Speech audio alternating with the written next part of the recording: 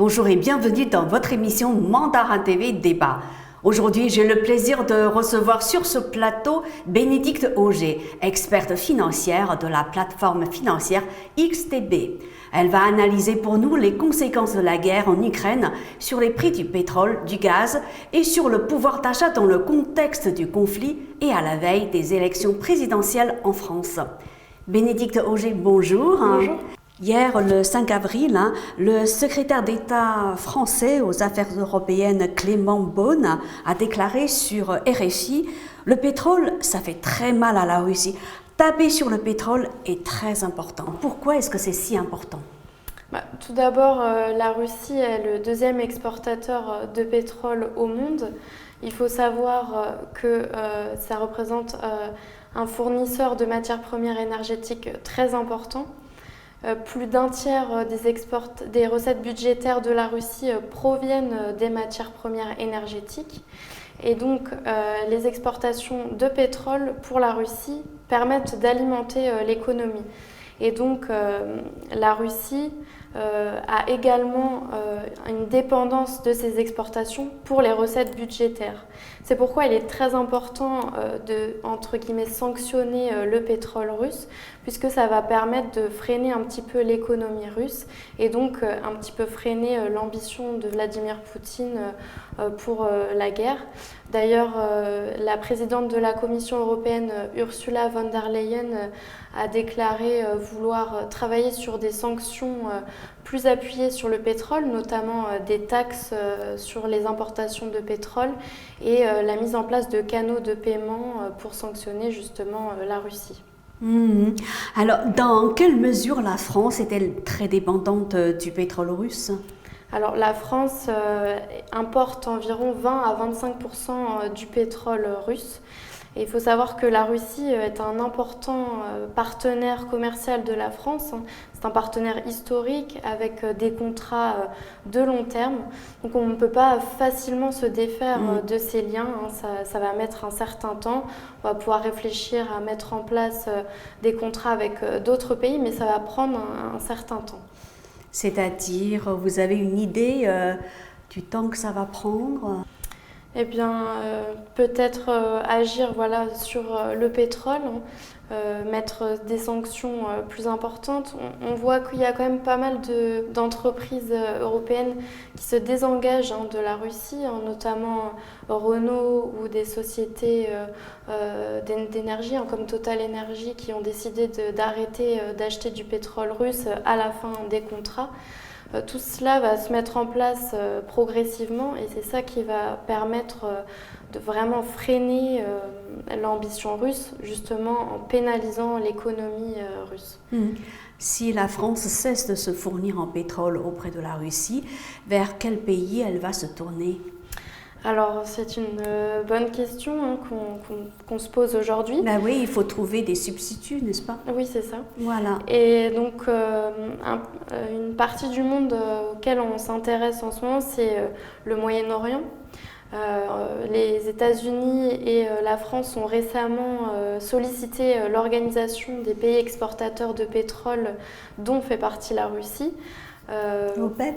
Oui, l'OPEP, exactement. Ouais. Ils l'ont sollicité pour justement l'inciter à faire baisser les prix du pétrole en augmentant la production. Mais l'OPEP n'a pas répondu favorablement à cette demande. Et ils en sont restés au niveau de 400 000 barils de pétrole, 400 000 barils de pétrole par jour, comme ce qui était convenu à l'origine. Alors on peut aussi se poser la question du pétrole iranien. C'est vrai qu'un retour d'un accord iranien sur le nucléaire, donc une baisse des sanctions des États-Unis envers l'Iran, pourrait permettre un retour du pétrole iranien à hauteur de 2 à 4 millions de barils. Donc ce qui est assez conséquent, mais il y a une certaine incertitude quant à un potentiel accord. Après, il y a aussi la libération stratégique coordonnée des pays de l'OPEP. Notamment récemment, on a vu Joe Biden qui a annoncé qu'il allait libérer une quantité astronomique de pétrole. 180 000 millions de barils vont être libérés d'ici quelques mois à hauteur d'1 million de barils par jour. Ouais, ça veut dire que les États-Unis ont annoncé qu'il allait avoir recours à leurs réserves stratégiques. Tout à fait. Qu'en est-il des réserves stratégiques de la France? Alors, est-ce que la France dispose de suffisamment de réserves stratégiques pour faire face à cette, on va dire, à cette situation, du moins en attendant que d'autres pays fournissent la France? Alors, les réserves sont un peu moins importantes en France. C'est pourquoi la question de se tourner vers de nouveaux partenaires commerciaux pétroliers est capitale, exactement. Donc voilà, pourquoi pas se tourner vers les États-Unis, se tourner vers l'Iran en cas de retour du pétrole iranien, en cas d'accord sur le nucléaire. Mais c'est vrai que les réserves stratégiques sont beaucoup moins importantes que les États-Unis ou bien le Canada. Ouais. Ouais. De toute façon, tout ça, ça a un coût. Exactement. On va y revenir parce que les prix de pas mal de choses liées à l'alimentation ont beaucoup augmenté. Auprès de qui l'Union européenne va-t-elle se fournir en pétrole? Justement, comme je viens d'en parler, le Moyen-Orient Ah oui, le Moyen-Orient. Le Moyen-Orient, bon, évidemment, il y aura un problème de capacité de production. Il y a aussi l'Arabie Saoudite qui est aujourd'hui le pays qui serait le plus capable d'augmenter sa production. Mais l'Arabie Saoudite, elle est confrontée à d'autres problématiques comme elle fait face à des attaques de rebelles yéménites sur ses plateformes pétrolières. Ça a été le cas il y a quelques semaines de la compagnie d'hydrocarbures saoudienne Saudi Aramco. Donc en plus de la guerre en Ukraine, il y a aussi des conflits au sein de ces pays du Moyen-Orient qui mettent un peu en péril la capacité de production de ces pays. Voilà. Et donc aussi, comme je l'ai dit, la libération coordonnée des pays pourrait permettre de redonner un peu de souffle au marché pétrolier qui est très tendu en ce moment suite au conflit. Si j'ai bien compris, il y a le continent africain qui regorge de pétrole aussi. Exactement. Et pourquoi l'Union européenne ne va pas se tourner vers le continent africain? Alors, le continent africain est aussi un partenaire commercial de la France, peut-être pour des raisons de transport, peut-être que c'est plus difficile de s'approvisionner auprès de l'Afrique, ça a aussi un certain coût. Bah oui. Et puis, comme je l'ai dit, c'est des contrats qui sont mis en place, ce sont des contrats de long terme. De long terme, ouais. Et donc, le continent africain a également d'autres partenaires commerciaux. Il y a aussi les pays asiatiques qui importent beaucoup de pétrole. Bon, eux, ils sont plus axés sur le pétrole russe, à hauteur de 35%. Mais donc, voilà, ça a un coût. Et puis, ces contrats, ces relations mettent du temps à être Tout à fait, voilà. Comme vous le disiez tout à l'heure, la France ainsi que d'autres pays de l'Union européenne ont conclu des contrats de long terme. Mais est-ce que les pays de l'Union européenne achètent aussi du pétrole sur le marché spot?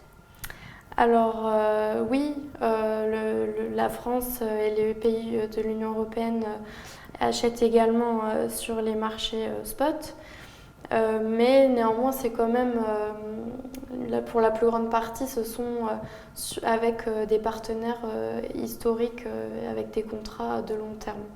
Ah oui, c'est beaucoup moins important en fait. Oui, la part est quand même moins importante. Ouais. Mais qui sont les pays acheteurs du pétrole russe en dehors des pays de l'Union européenne? Comme je l'ai dit tout à l'heure, on a un gros marché qui est en expansion, ce sont les marchés asiatiques, les pays asiatiques qui s'approvisionnent auprès de la Russie pour 35% des importations de 35%, pétrole. Oui. Et justement, là, ce serait pour la Russie un moment un petit peu, un tournant important, puisque la Russie se voit perdre, entre guillemets, des clients européens, enfin une Union européenne qui veut réduire sa dépendance vis-à-vis du pétrole russe. Et du coup, ce serait pour la Russie un moyen de justement éviter de faire baisser ses recettes budgétaires, parce que, je le redis, la Russie dépend énormément des exportations de pétrole russe. Donc on a le marché asiatique et on a également des pays de l'ex-URSS comme la Biélorussie et le Kazakhstan également. Qui achètent aussi du pétrole russe. Voilà, tout à fait. Pour des raisons aussi de proximité, pour des raisons géographiques. On comprend plus facilement parce que le coût des transports est moins important. Ouais. Mais si un certain nombre de pays asiatiques achètent du pétrole russe, ainsi que un certain nombre de pays qui faisaient partie de l'URSS achètent aussi du pétrole russe, est-ce que les sanctions de l'Union européenne contre le pétrole russe vont être efficaces? Oui, évidemment. Même si les recettes vont diminuer, bien évidemment, pour la Russie, mais dans la mesure où il y a toujours des acheteurs. Oui, évidemment. C'est vrai qu'on se pose cette question. Mais encore une fois, ce sont des contrats de long terme. Donc tout ça ne va pas se mettre en place aussi facilement en peu de temps. L'Union européenne souhaite se réduire sa dépendance, mais on imagine très difficilement un embargo sur le pétrole aujourd'hui, comme ça a été le cas aux États-Unis. Maintenant, les sanctions sont quand même très efficaces, puisqu'il y a beaucoup d'entreprises qui se désengagent de la Russie, qui ferment leur entreprise en Russie. Et même les pays asiatiques, qui est un marché en expansion, ont aussi déjà leurs partenaires autres que la Russie. Donc ça veut dire que ces pays-là vont devoir réduire leur contrat, réduire leur approvisionnement auprès d'autres pays pour la Russie. Et tout ça, ça ne va pas se mettre en place tout de suite. Donc ça permettra de freiner quand même les ambitions, encore une fois, de Vladimir Poutine. Vous l'avez dit à plusieurs reprises, les contrats à long terme n'ont pas cessé du jour au lendemain, mais dans la mesure où les pays de l'Union européenne et les États-Unis sont vraiment déterminés à sanctionner la Russie, serait-il possible, on va dire, de ne pas continuer ces contrats? C'est possible? Alors ça entraînerait... Parce qu'en général, on sait que les décisions politiques peuvent l'emporter sur ce qui se passe sur le marché financier. Alors, comme on l'a fait avec le SWIFT, vous voyez? Oui, c'est ça. Voilà. Donc on dit stop. C'est possible? Alors, à court terme, ça semble un peu difficile à mettre en place, puisque... C'est des contrats de... À quelle échéance en général pour le pétrole? Ce sont des contrats de plusieurs années. Donc c'est vrai que c'est difficile à mettre en place. On peut imaginer des accords pouvant mettre un terme à ces contrats. Mais du coup, je pense que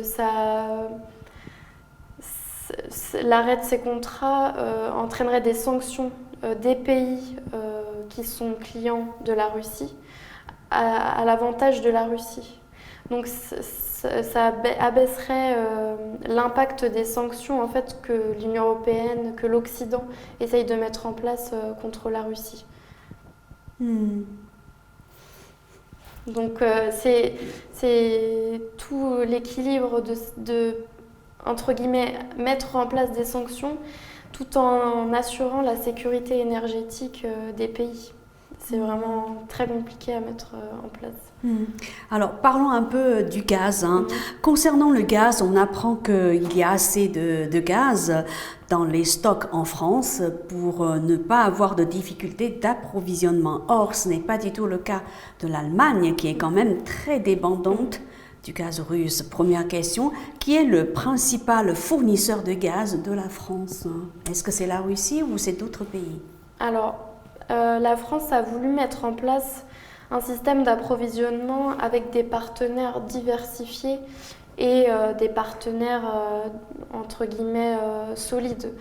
Donc La Russie, évidemment, est le premier partenaire. Premier partenaire de oui. la France. 40% du gaz est importé en France, oui. Mais on a aussi d'autres partenaires comme la Norvège qui représente 20% des importations. Donc là, on a 60% et les 40% restants, ça provient d'où? Alors, on a la Norvège pour 20%. Voilà, la Russie, la Norvège. On a les Pays-Bas pour 11%. Et l'Algérie. C'est ça, j'ai pensé à l'Algérie. Hein. C'est aussi un partenaire stratégique. Ça représente seulement 9%. Oui. Oui. Ça a été décidé voilà, un peu en fonction voilà, des réserves, des relations entre les pays. La Norvège est un pays assez privilégié qui fait partie de l'Union européenne, donc un partenaire de confiance, un partenaire stable. Et justement, de ce côté-là, on pourrait imaginer que la France pourrait revoir ses contrats avec la Norvège pour justement augmenter. Pour avoir une augmentation. Hein, parce que ne plus travailler avec la Russie, ça veut dire pour la France se priver d'un seul coup de 40% en fait, hein, de ses exportations. C'est beaucoup quand même. Beaucoup. Et dans ce cas-là, le gouvernement français est encore en mesure de dire qu'on a assez de réserves pour ne pas avoir de difficultés d'approvisionnement. Oui, c'est ça. En fait, le deuxième point de la stratégie de la France concernant le gaz, c'est qu'on a décidé de constituer des stocks suffisamment importants pour justement faire face à une pénurie de gaz. Contrairement à d'autres pays comme l'Allemagne, qui ont évidemment des stocks, mais qui ont des stocks bien moins élevés que les nôtres. Donc là-dessus, le risque d'une pénurie de gaz en France semble quand même éloigné. Assez éloigné. Est-ce que vous pouvez donner une date, par exemple, la France peut tenir pendant combien de temps? Dans la mesure où, admettons, dans l'hypothèse où la signature d'autres contrats avec d'autres pays prendrait du temps. Alors, on estime que les stocks de gaz en France nous permettent de tenir 1 à 2 ans. C'est pas beaucoup. C'est pas non plus beaucoup, mais après, il y a aussi les stocks qui vont se reconstituer. Hein. Ouais. Nos relations avec les autres pays ne vont pas s'arrêter. Donc, on va quand même continuer à recevoir notre gaz de Norvège. Et aussi, on va avoir de nouveaux partenaires commerciaux, puisqu'il y a un accord qui a été annoncé récemment avec les États-Unis pour juste gaz de schiste, par exemple. Le gaz naturel liquéfié, en l'occurrence. Ah, le gaz naturel liquéfié. Oui, qui est une alternative donc au gaz naturel. Et les États-Unis sont donc engagés à nous approvisionner du coup.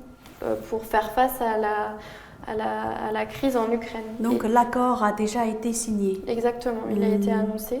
Et donc les États-Unis s'engagent à nous livrer 15 milliards de mètres cubes de gaz naturel d'ici la fin de 2022. Donc ce qui permettra... Ah oui, c'est déjà en cours. Hein. Ce qui permettra en fait du coup nous protéger pour l'année prochaine, puisque l'hiver est terminé, donc la demande de gaz est quand même moins importante, mais du coup on aura déjà un nouveau contrat pour 2022 avec les États-Unis. On se demande si cette guerre ne profite pas aux États-Unis finalement. Ben oui, c'est vrai que... Ben oui. D'une part, ils ont des réserves stratégiques de pétrole très importantes. La libération récente des 180 000 millions de barils par jour, ça représente le niveau le plus élevé depuis la création de la réserve depuis 1974. Donc là, c'est vrai que les États-Unis jouent leur carte de soutien à l'Europe. En fait, on voit qu'il y a un fossé entre guillemets qui se creuse entre l'Occident et l'Orient. On a le Moyen-Orient qui refuse d'augmenter sa production. Pour quelle raison ?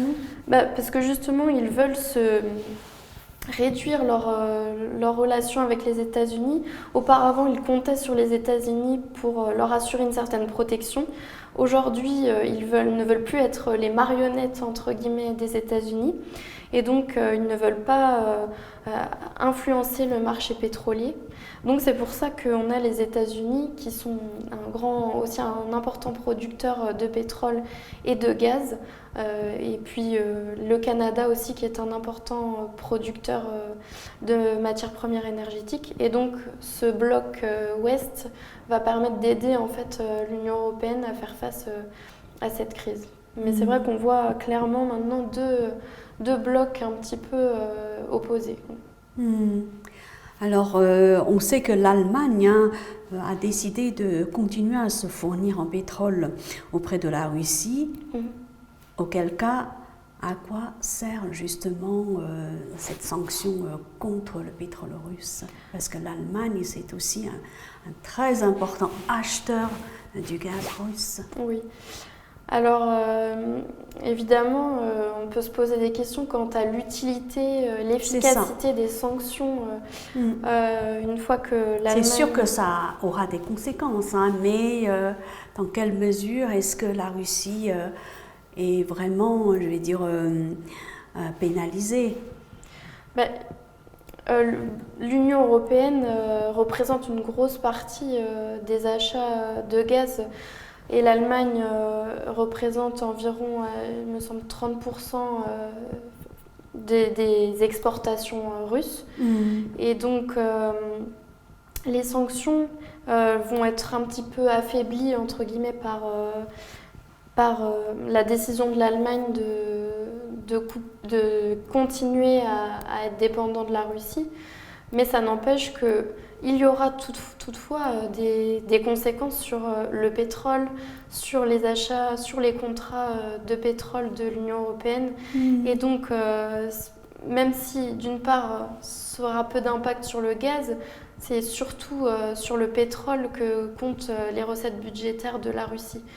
Et puis c'est vrai que, je le redis, on a aussi des craintes que les sanctions mettent un petit peu en péril la sécurité énergétique. On a vu récemment que la Russie, en réponse aux hostilités un peu lancées par les Occidentaux, a décidé que le paiement en gaz, notamment a demandé à Gazprom, qui est la plus grande société, la plus grande compagnie d'hydrocarbures de Russie, qui est un acteur mondial sur le marché pétrolier, de justement n'accepter que des paiements en roubles pour justement soutenir la monnaie et donc affaiblir un petit peu les sanctions qui ont été mises en place par l'Union européenne et les États-Unis. À votre avis, est-ce que d'autres pays que la France vont aussi suivre l'exemple de la France, c'est-à-dire acheter du gaz auprès des États-Unis? Oui. À commencer par l'Allemagne, par exemple. Si l'Allemagne, justement, mon autre question, c'est que si l'Allemagne a le choix de se tourner vers les États-Unis, pourquoi elle a décidé de continuer à se fournir auprès de la Russie? Puisque l'Allemagne... C'est pas une question de qualité du gaz? Il y a une question aussi de qualité de gaz qui est beaucoup plus importante en Russie, qui a une qualité bien meilleure. Elle est bien meilleure. Hein. Oui, et aussi parce qu'il y a les coûts de transport qui sont aussi importants. Ouais. Et en fait, l'Allemagne, de par sa proximité avec la Russie, va un petit peu gagner, entre guillemets, sur les coûts de transport qu'elle perdrait du côté des États-Unis. Et c'est un effort qui est assez important pour l'Allemagne. Donc elle peut pas... À l'heure actuelle, il est un peu difficile pour elle de se séparer de ce partenaire historique. Ouais. Donc pour elle, se fournir auprès des États-Unis, la question ne se pose même pas pour l'instant. Je pense que si elle se pose... J'ai pas vraiment de réponse à cette question, mais en tout cas, je pense que toutes les options aujourd'hui sont mises sur la table. Ouais. Simplement, c'est par crainte que du jour au lendemain, l'Allemagne, elle se situe quand même dans une situation plus complexe que la France. Elle a beaucoup moins de réserves. Elle a beaucoup moins de réserves aussi. Oui. Donc, c'est difficile pour elle de changer de ce...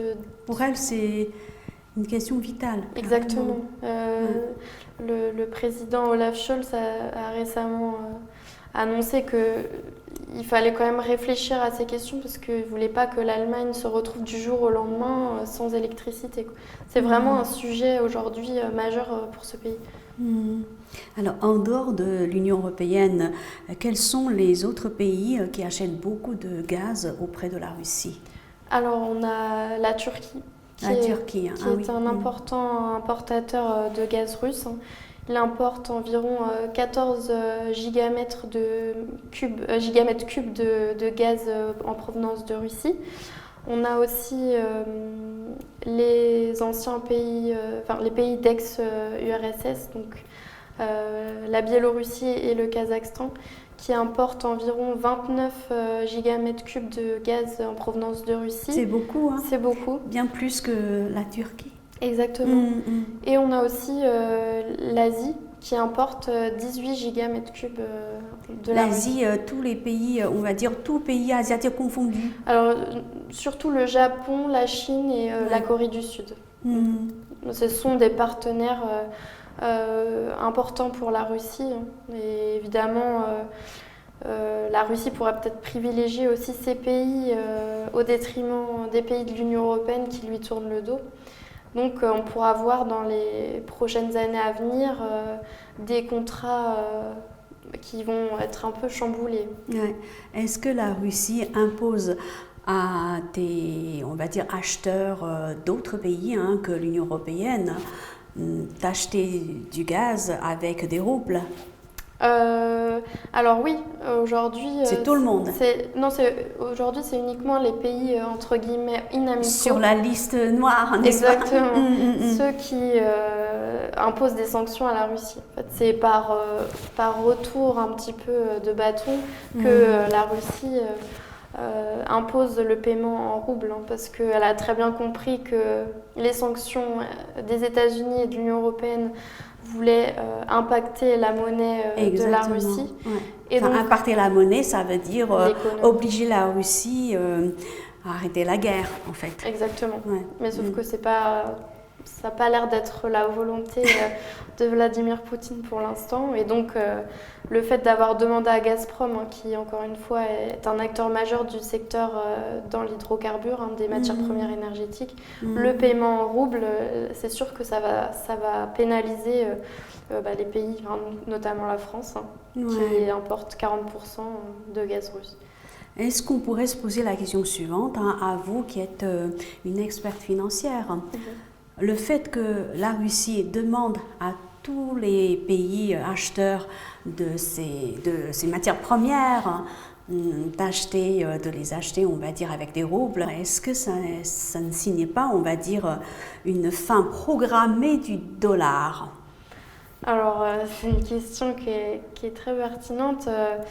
C'est vrai que ça va impacter le dollar et en plus, en ce moment, on a vu une inflation qui est grandissante aux États-Unis, la politique monétaire qui est de plus en plus agressive, donc pour le coup qui va avoir un effet positif, puisqu'il y a il y a une corrélation positive entre l'augmentation des taux d'intérêt et du dollar.